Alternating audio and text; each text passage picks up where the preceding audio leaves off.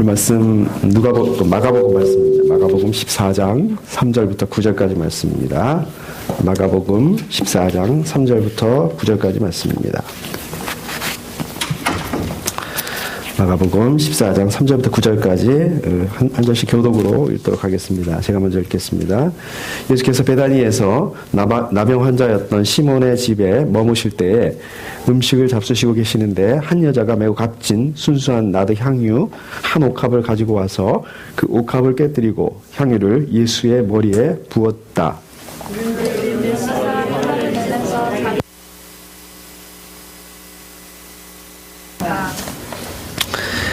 이 향유는 300데나리온 이상을 팔아서 그 돈을 가난한 사람들에게 줄 수 있었겠다. 그리고는 그 여자를 나무랐다. 그러나 예수께서 말씀하셨다.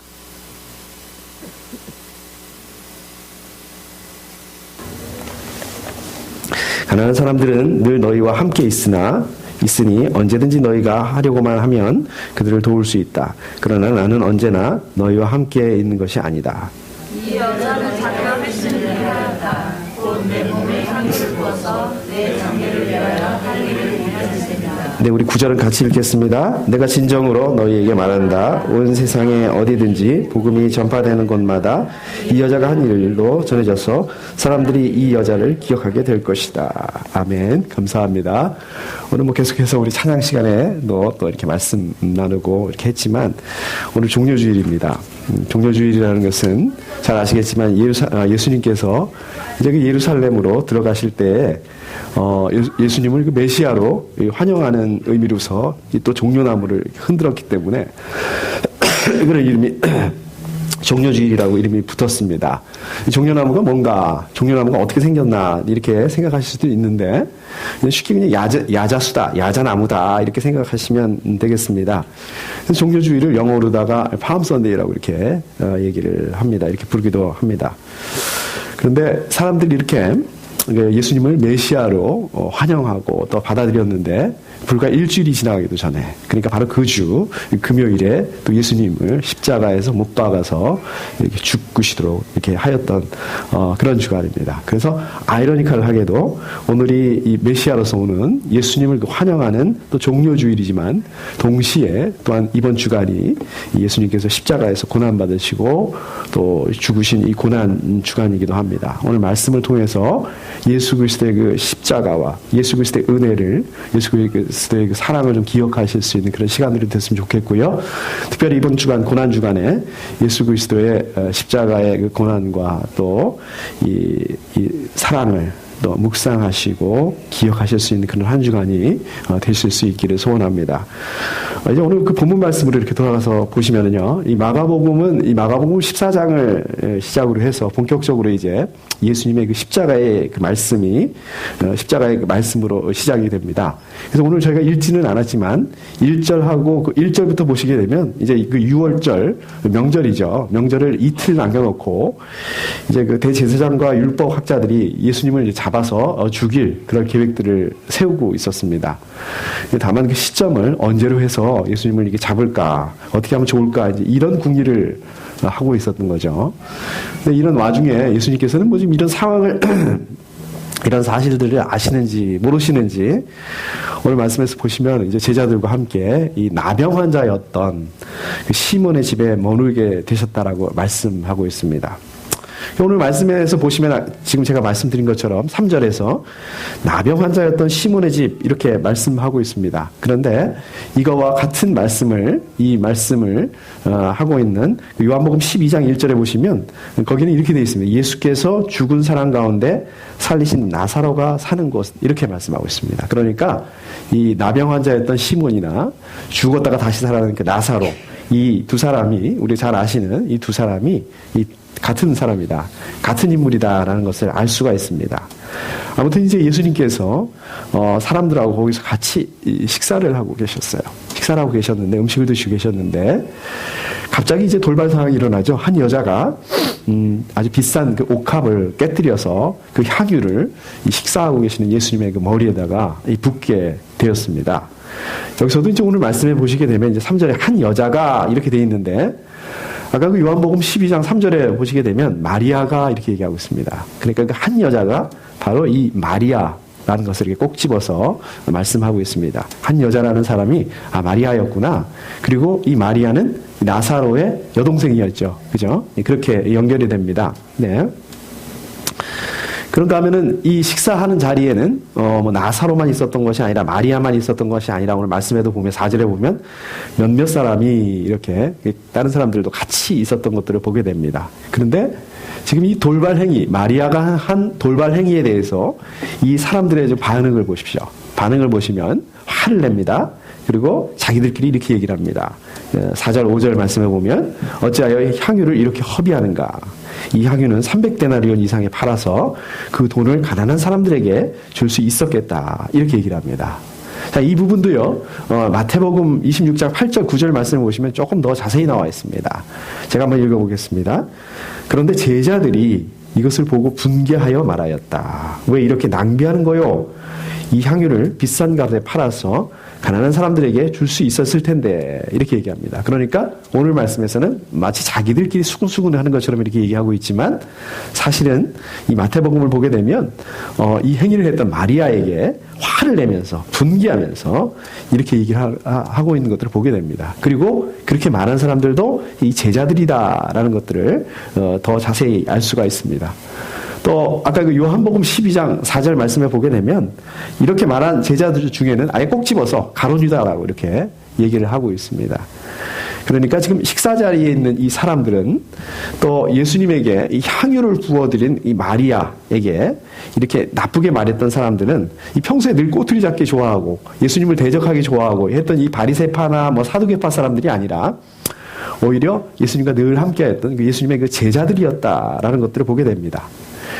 자, 그러면 그러니까 예수님의 그 제자들은 마리아에게 이렇게 얘기를 하고 있는 거죠. 너 왜 이렇게 향유를 허비를 하느냐? 이 향유가 얼마나 비싼 줄 알고 이렇게 네가 허비를 하는 거냐?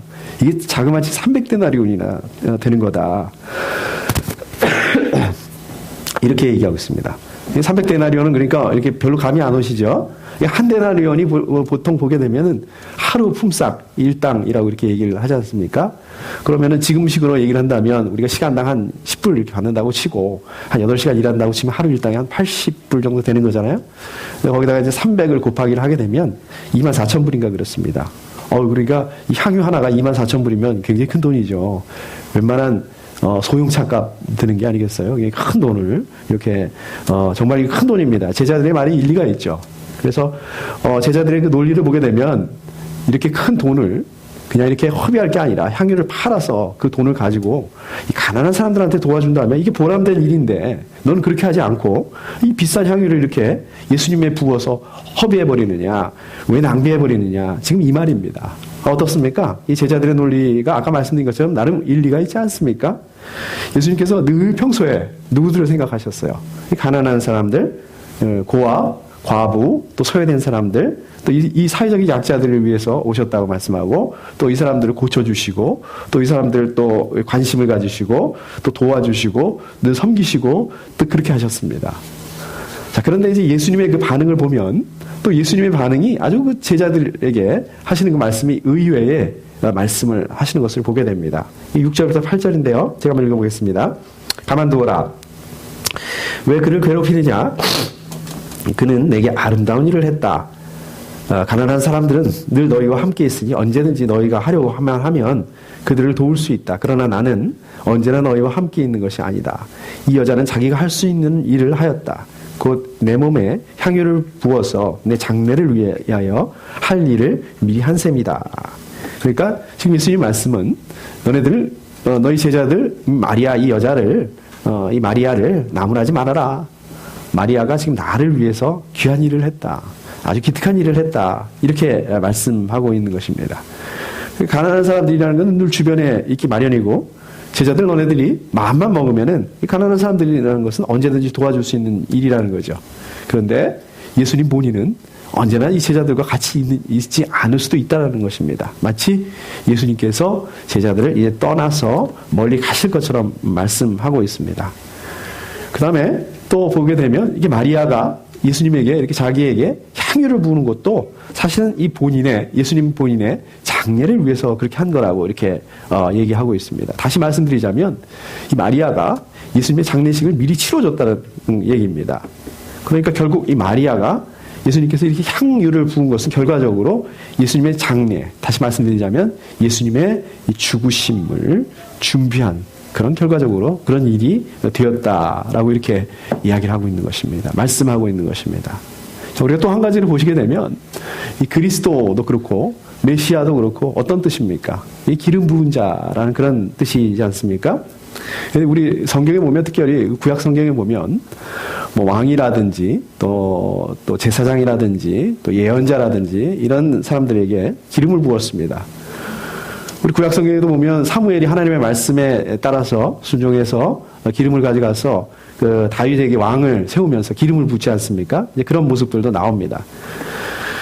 결국 예수님께서 말씀하셨던 것처럼 이 마리아가 예수님의 이 십자가의 그 고난 또 예수님의 이 죽으심을 미리 알고서 의도적으로 이렇게 예수님의 죽음을 예견했다라고 준비했다라고 우리가 말할 수는 없습니다. 그걸 다 마리아가 그걸 그럼 다 알고 예수님께 이렇게 했느냐?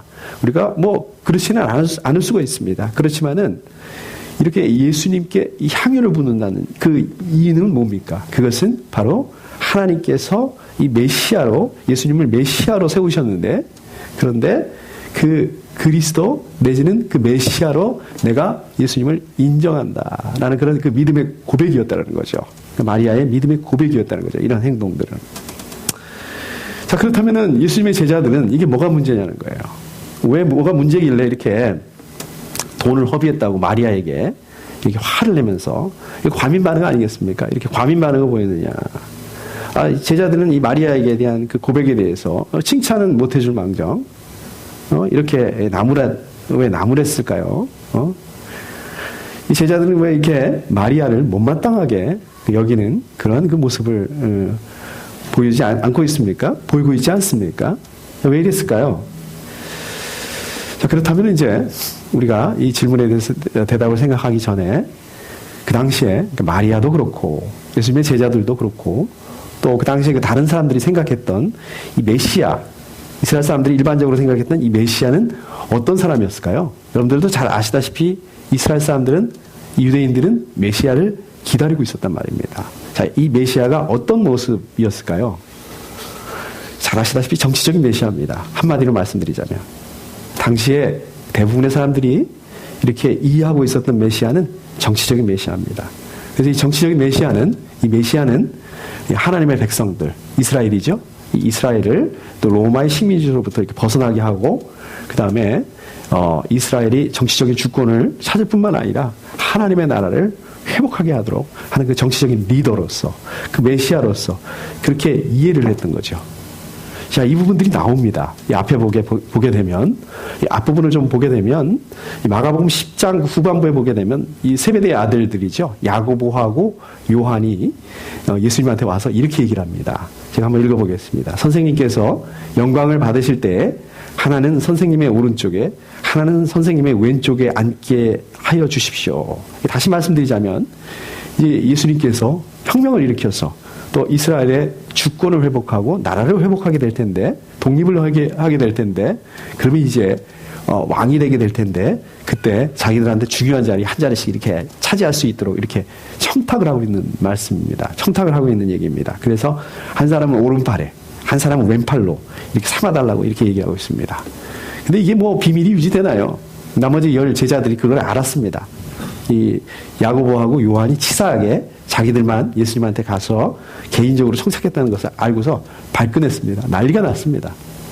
자, 그래서 예수님이 이제 12 제자들을 불러 모으죠. 불러 모아서 말씀하십니다. 마가복음 10장 42절에 43절 말씀을 보게 되면, 너희가 아는 대로 이방 사람들을 다스린다고 자처하는 사람들은 백성들을 마구 내리누르고 고관들은 백성들에게 세도를 부린다. 그러나 너희들끼리는 그렇게 해서는 안 된다. 너희 가운데서 누구든지 위대하게 되고자 하는 사람은 너희를 섬기는 사람이 되어야 한다. 그러니까 하나님의 말씀과 관계없이 사는 사람들, 이방인들이죠. 이방인들의 리더들은 어떻게 한다요? 백성들을 마구 억압을 하고 또 자기들의 권력을 휘두른다는 것입니다. 그러니까 이 사람들에게 있어서 하나님과 관계없는 삶을 사는 사람들에게 있어서 다스린다는 개념이 뭡니까? 사람을 억압하는 거예요. 마구 누르는 거예요. 그런 개념이에요. 다스린다는 개념이. 맞죠? 어디 뭐 예수님 시절에만 그렇습니까? 사실 따지고 보면 뭐 지금도 마찬가지 아니겠습니까? 우리 세상의 리더들, 정치가들. 그렇게 말하지 않지만 실제로 그렇습니다. 그렇지만 하나님 나라의 리더들, 하나님 나라의 리더가 될 이 제자들은 그렇게 하면 안 된다는 거예요. 오히려 사람들을 섬겨야 된다. 섬기는 리더가 돼야 된다라고 얘기하고 있습니다. 그래서 이어지는 말씀을 보게 되면 너희 가운데서 누구든지 으뜸이 되고자 하는 사람은 모든 사람의 종이 되어야 한다. 인자는 섬김을 받으러 온 것이 아니라 섬기러 왔으며 많은 사람을 구원하기 위하여 치를 몸값으로 자기 목숨을 내주러 왔다. 이렇게 말씀하셨습니다. 자, 그렇다면 예수님께서 왜 제자들에게 지금 이 말씀을 하고 있으신 건가요? 알게 해주시려고? 그것은 이 제자들도 어떻습니까? 사실은 이 세상 사람들의 그 프레임, 그 다스리는 사람들에 대한, 정치가에 대한, 정치의 리더에 대한 이제 이러한 그 마음을 가지고 있었다는 거예요. 그러한 그 기대감을 가지고 있었다는 거예요. 다시 말하자면 제자들도 빨리 예수님이 왕이 되면 그냥 그 다스리는 자리에 딱 올라가서 다른 사람들처럼 폼나게 억압하고 누르고 좀 쉽게 말해서 요새 말로 갑질을 좀 하고 싶었 이런 마음이 있었다는 거예요. 그래서 지금 예수님이 이렇게 얘기를 하고 있는 겁니다. 그리고 제자들은 이때까지만 해도 예수님에 대해서 이런 그 기대감을 가지고 있었다는 것입니다. 그런데 예수님은 제자들에게 뭐라고 얘기를 하고 있냐면 너네는 그렇게 하면 안 된다. 모든 사람을 섬기는 그런 종이 되어야 된다라고 말씀하고 있습니다. 뿐만 아니라 자기 자신도 섬기러 왔다. 자기 자신도 사람들을 구하기 위해서 죽으시기 위해서 왔다. 이렇게 얘기를 하고 있습니다. 말씀하고 있습니다. 자, 우리 한 가지만 더 보도록 하겠습니다. 마가복음 10장 46절에 보게 되면 이제 예수님이 이 제자들과 함께 예루살렘으로 가시는 길입니다. 가시는 도중에 여리고를 지나가게 되죠. 근데 거기 여리고에서 구걸하고 있는, 길가에서 구걸하고 있는 이 바디메오라는 사람을 만납니다. 이 눈먼 거지입니다. 예수님이 지나가는 걸 알고 이 바디메오가 예수님을 향해서 외치죠.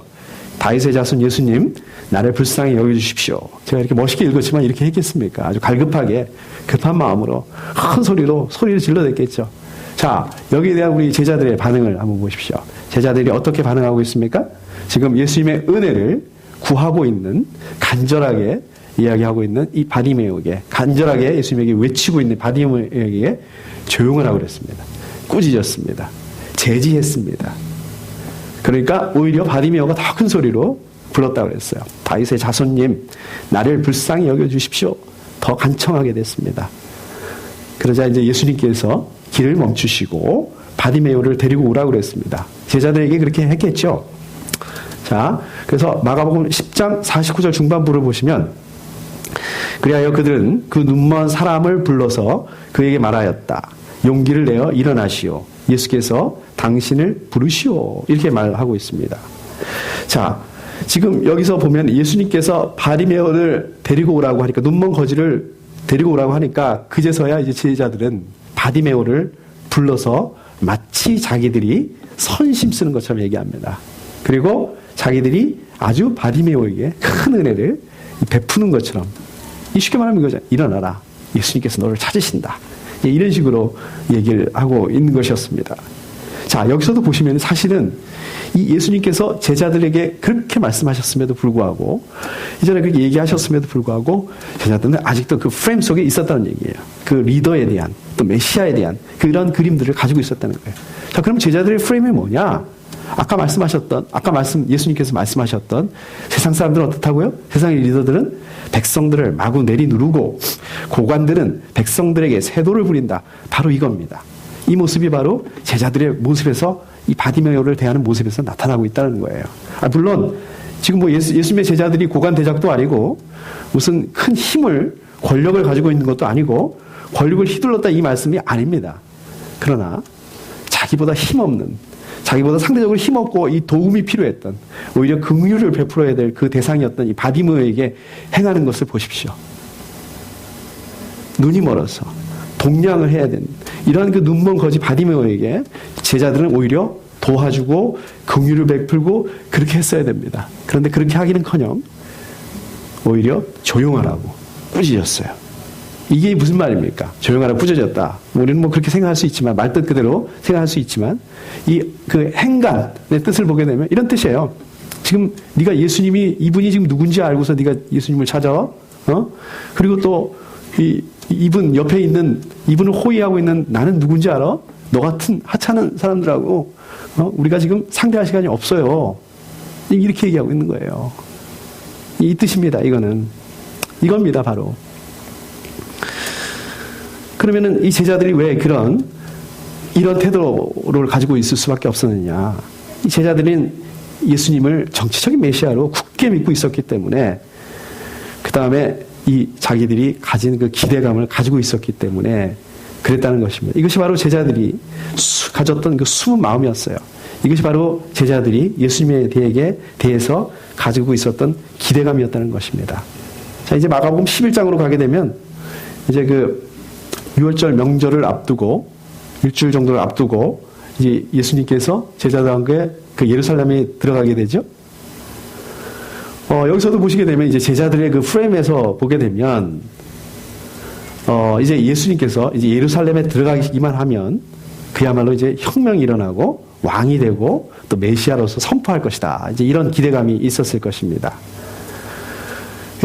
이제 제자들 보기에 예수님께서 어떻습니까? 이 걸맞는, 다시 말씀드리면 폼이 좀 나는 그런 말을 타고, 자동차가 없었을 테니까 또 이렇게 호위병도 좀 이렇게 예수님을 호위하고 아주 또 화려하게, 위풍당당하게 가셔야 될 것 같은데, 예수님이 메시아이신데 이제 왕이 되실 건데 그 정도는 해야 되지 않겠습니까? 근데 막상 보니까 어떻습니까?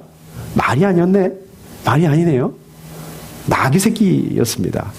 그것도 남의 나귀 새끼를 예수님께서 저기 제자 2명을 보내면서 건너마을에 가서 그 나귀를 가지고 오라고 이렇게 얘기를 하고 있었습니다. 그 나귀도 탄 적이 없는, 아무 사람이 타본 적이 없는 나귀 새끼였다고 말씀하고 있습니다.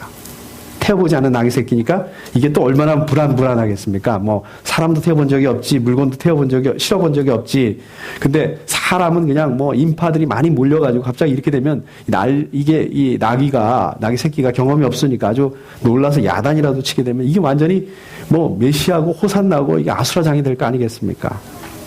메시아가 입성하는 날인데 자기들이 생각하기에 이거는 아닌 거죠. 초라하기 그지 없습니다. 이제 예수님께서 이 어린 나귀 새끼를 타고 예루살렘에 들어가신단 말이에요. 그러면 이 모습을 보고 있는 이 제자들의 속마음이 어떻습니까? 물론 겉으로는 그렇게 하지 않습니다. 겉으로는 자기들의 겉옷을 펴서 또 나무가지를 펴서 길에다 깔았다라고 말씀하고 있고 또 호산나 호산나 이렇게 외치면서 또 따랐습니다. 근데 그 마음이 어떻겠습니까? 실망스럽겠죠. 혼돈스러울 것입니다. 여러분들 혹시 이 공감이 가십니까? 이 부분에 대해서 이 그림이 그려지십니까? 솔직히 그렇습니다. 우리도 하나님 믿으면서, 우리도 하나님께 기도하면서 기대감이 있단 말이에요. 하나님께서 우리에게 이렇게 해주시겠지. 하나님께서 최소한 이 정도는 기도의 제목을 들어주시겠지. 그런데 어떻습니까? 기도 제목이 응답이 되지 않았을 때, 우리가 받아는 그 기대대로 되지 않았을 때, 할렐루야, 하나님 그래도 저는 감사합니다. 이렇게 되시나요? 우리 찬송가 가사에 보면 응답하심도 감사, 거절하심도 감사. 이게 잘 되십니까? 이게 쉽지가 않습니다. 저도 마찬가지입니다. 이렇게 되게 되면 무척 어렵고 마음이 힘들어집니다. 그런데 지금 제자들 보기에 예수님께서 예루살렘으로 오시는 그 메시아를 보고 있는 그 예루살렘 사람들의 반응을 또 보게 돼도 어떻습니까? 이 사람들 거의 반응 안 해요. 싸늘합니다. 예수님 입성에 대해서 아예 반응을 보이지 않고 있습니다. 제자들만 그냥 이렇게 하고 있죠. 호산나 복되시다. 주님의 이름으로 오시는 분 복되다. 다가오는 우리 조상 다윗의 나라여 덤없이 높은 곳에서 호산나 이렇게 외쳐댑니다. 자기들 안에서 그 프레임 안에서 잔뜩 기대가 했었습니다. 그런데 이게 뭐냐 이거죠. 지금 예수님께서는 기우뚱거리는 이 나귀 새끼를 타고 계시는데 거기다가 맞이해야 될 예수님을 메시아로서 맞이하고 환영해줘야 될 그 예루살렘 사람들의 반응은 싸늘해요? 반응이 없어요? 관심이 없어요? 제자들 입장에서 보기에 이 상황 가운데서 어떻겠습니까? 이게 맞나? 예수님 저기 메시아 맞으시나요? 왕이 되시는 거는 맞으시나요? 거기서 더 중요한 거, 진짜 중요한 거, 나하고 관련된 거. 내가 지금 줄을 제대로 선 건가요? 지금 예루살렘으로 들어가시고 계시는 나귀 새끼를 타고 들어가시는 예수님의 이 모습에서 이 제자들이 그동안 기대하고 있었던 이 메시아로서, 왕으로서 그런 권위가 없었습니다. 위엄도 없었습니다. 아무것도 없었습니다. 예수님의 그러한 그 모습을 가지고는 자기들에게 떨어지는 게 없겠다는 거예요. 지금 그런 상황이었습니다. 뭐 오른팔, 왼팔, 오른쪽에 앉고, 뭐 왼쪽에 앉고, 여기 다 물거품이 되는 거였습니다. 지금 상황이. 제자들은 소리를 질러대기는 하지만 이 현실적으로 맥이 빠질 수밖에 없는 것입니다. 우리도 공감하지 않습니까? 하나님 이렇게 좀 해주셔야 되는데, 교회는 좀 이렇게 돼야 되는데, 이런 그림이 있는데, 그게 안 되면 우리 자연스럽게 좀 마음이 어려워지고 실망하게 되고 그렇게 되는 게 아니겠습니까? 자, 그런데 이제 그 다음 사건이 어떤 사건이 일어납니까? 성전 정화 사건이 일어나요. 마가복음 11장 15절. 예수님이 이제 예루살렘에 들어간단 말이에요. 예루살렘에 들어가셔서 성전 뜰에서 장사하는 사람을 보시면서 화를 내면서 다 쫓아버리고 상을 엎으시고 이렇게 합니다. 근데 그러는 동안에 제자들의 모습이 보입니까? 제자들의 모습이 안 보여요. 그죠? 제자들이 예수님을 도와줬다 이런 얘기가 없습니다. 제자들의 모습이 전혀 보이지가 않고 있고 말씀에 제자들이 언급되어지지 않고 있습니다. 왜 그랬을까요? 왜 호산나 호산나 하면서 그렇게 잘 갔었는데 바디메오한테 꺼져 거의 뭐 이런 식으로 얘기했었는데 갑자기 왜 이렇게 됐을까요? 제자들이 결국 이 예수님에 대한 그 실망감 때문에 이 마음에서 예수님에게서 이 점점 멀어지고 있는 그러한 그 모습들을 보게 됩니다. 그럼에도 불구하고 예수님의 제자들은 어떻습니까? 예수님에 대해서 정치적인 메시아로서 그 기대감을 완전히 포기할 수가 없었습니다. 이거 내가 지금 투자한 게 얼만데, 투자한 시간이 얼만데, 비록 거의 희망이 없을지는 모르겠지만, 그래도 그것을 놓을 수가 없는 그런 상황이었다는 거예요. 그런데 예수님의 그 모습을 보게 되면, 지금 성전 정화하신다고 성전에서 싸우기나 하시고, 또 거기서 이게 논쟁이나 하시고, 거기다가 또 성전이 무너질 거라고 이런 말씀들이나 하시고, 지금 제자들이 생각하기에는 정치적으로 또 군사적인 혁명을 일으켜야 되는데 이런 거는 기미조차 없는 거예요. 전혀 예수님은 이런 반응하지 않으시고 있는 것입니다. 자, 이러한 그 예수님의 모습을 보면서 제자들은 어떻습니까? 이 기대감이 바닥을 치고 있었던 거예요. 이게 아주 더 이상 실망할 수 없을 정도로 이제 실망한 그런 그 한계 상황에 다다르게 되어 있었던 것입니다. 이제 거의 예수님에 대한 그런 기대감이 없어요. 지금 이런 상태였습니다. 예수님이. 제자들이. 지금 이런 제자들의 그 속마음을 아는지 모르는지, 이 눈치도 없이 지금 이 마리아라는 여자가 예수님의 그 향유에다가 예수님에게 향유를 부으면서 메시아라고 지금 고백을 하고 있었던 거예요. 그러니까 제자들의 입장에서 보게 되면 어떻습니까? 속이 얼마나 뒤틀리겠어요. 그러니까 화가 난 거예요. 제자들이 마리아에 대해서. 그러니까 가난한 사람 운운하면서 마리아에게 화를 냈던 것입니다. 그러니까 엄밀히 말하면, 솔직히 말하자면 제자들의 입장에서는 지금 마리아를 나무라고 있는 것이 아니라 자기들의 기대감을 저버린 예수님에 대해서 컴플레인하고 있는 거예요. 비난하고 공격하고 있는 것입니다. 당신 입으로 그랬잖아. 가난한 사람 섬겨야 된다며. 이제 완전히 그런 그 분위기였어요. 아까 말씀드렸듯이 그 야고보와 요한이 예수님한테 와서 한 잔씩 달라고 이렇게 청탁하던 그 분위기. 또 이 제자들이 나머지 제자들이 야고보하고 요한이 한 일을 보고서 분개했던, 화를 냈던 그런 분위기. 또 이 제자들이 이 바디메오에게 조용해 이렇게 했던 그 분위기, 이 정도 그 분위기였다면, 만약에 그때였다면 마리아가 아니라 제자들이 먼저 나서서 예수님한테 향유를 부었을 거란 말입니다. 자, 그렇다면은 마리아는 아직도 분위기 파악을 못하고 있는 건가요? 마리아는 아직도 예수님을 정치적인 메시아로 생각을 했기 때문에 그 비싼 향유를 24,000불 되는 그 비싼 향유를 예수님한테 부었던 것일까요? 아마 마리아도 최소한 그 예루살렘에 들어오시는 그 사건부터 해서 일체에 대해서 어느 정도는 들었을 것입니다. 어느 정도는 봤을 것입니다. 마리아도 어느 정도는 눈치챘을 것입니다. 아니구나. 우리 생각했던 저기가 아니구나. 그래서 마리아도 그랬을지 모르겠어요. 이거 뭐지? 제자들처럼 혼란스럽고 또 혼돈스럽고 또 실망스럽고 예수님한테 그랬을 수도 있을 것 같습니다. 그리고 그 예수님의 십자가의 고난을 어떻게 완전히 이해할 수 있었겠어요? 마리아가 이해할 수 없었겠죠. 이해할 수 없었을지 모르겠습니다. 그러나 그럼에도 불구하고 이 마리아의 마음 안에는 여전히 예수님이 이 메시아라는 그러한 것들을, 그런 마음을 붙들고 있었다는 거예요.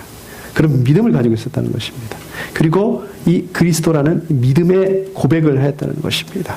그래서 지금 예수님께서 이 마리아에게 하신 말씀, 이 8절, 9절 말씀은 그 마리아의 믿음의 고백을 받아들이신다는 것입니다. 뿐만 아니라 제가 한번 읽어보겠습니다. 그거를. 이 여자는 자기가 할 수 있는 일을 하였다. 곧 내 몸에 향유를 부어서 내 장례를 위하여 할 일을 미리 한 셈이다. 내가 진정으로 너희에게 말한다. 온 세상 어디든지 이 복음이 전파되는 곳마다 이 여자가 한 일도 전해져서 사람들이 이 여자를 기억하게 될 것이다. 자, 이 말씀은 마리아에 대한 그런 평가이기도 했지만, 마리아의 믿음에 대한 평가이기도 했지만, 동시에 예수님의 제자들에게 주시는 메시지였다는 것입니다. 우리 사랑하는 생명샘 가족 여러분, 우리도 그렇습니다. 우리도 하나님에 대한 그런 기대가 있고요. 또 하나님에 대한 그런 바람이 있습니다. 하나님에 대한 또 그림도 있습니다. 하나님이 이런 분이실 것이야. 내가 하나님에게 이렇게 기도하면 하나님이 이렇게 응답해 주실 거야. 하나님 이 정도는 해 주셔야 되는 거 아닌가? 이런 그 기대감이 있을 겁니다. 어떨 때는요, 기도하면 응답이 참 잘 되는 경우가 있습니다. 기도하기가 무섭게 응답이 되는 것들을 경험하는 경우도 있습니다. 기도하면 응답되고 또 그 응답되는 게 너무 기뻐서 신기하기도 하고 신이 나서 또 기도하고 또 응답되고 이런 시간들이 있었습니다.